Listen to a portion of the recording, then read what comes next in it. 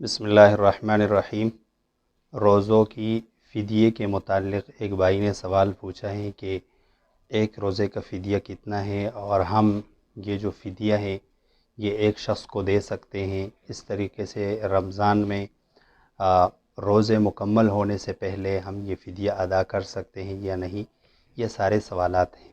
تو ایک روزے کا فدیہ کتنا ہے؟ ایک روزے کا جو فدیہ ہے وہ صدقہ فطر کے برابر ہے۔ صدقہ فطر اگر آپ گندم کے حساب سے دیں گے تو 1.25 کلو گندم یا اس کی جو موجودہ قیمت ہے یہ ایک روزے کے فدیے کے طور پر آپ دے سکتے ہیں۔ باقی چیزیں بھی ہیں لیکن یہاں پر عموماً یہ جو فدیہ ہے یہ گندم میں ادا ہوتا ہے، تو آپ 1.25 کلو گندم یا اس کی جو موجودہ قیمت ہے یہ ایک روزے کا فدیہ ہے۔ اور فدیہ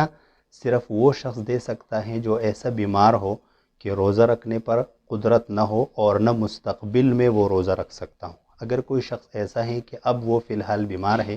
لیکن مستقبل میں، مثال کے طور پر سردی میں یا کسی موسم میں وہ روزہ رکھنے کی قدرت رکھتا ہو، تو ایسی صورت میں اس کے لیے فدیہ ادا کرنا یہ جائز نہ ہوگا، بلکہ وہ شخص جو ہے وہ بعد میں جب وہ ٹھیک ہو جائے تو روزہ رکھے گا، روزوں کی قضا کرے گا۔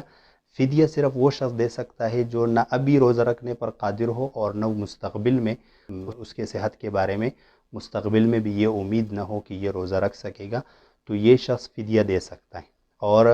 فدیہ جو سارے روزوں کا فدیہ ہے وہ آپ عید سے پہلے رمضان میں بھی ادا کر سکتے ہیں، اور اس طریقے سے یہ جو فدیہ ہے یہ آپ الگ الگ لوگوں کو بھی دے سکتے ہیں اور ایک شخص کو بھی سارا فدیہ دے سکتے ہیں۔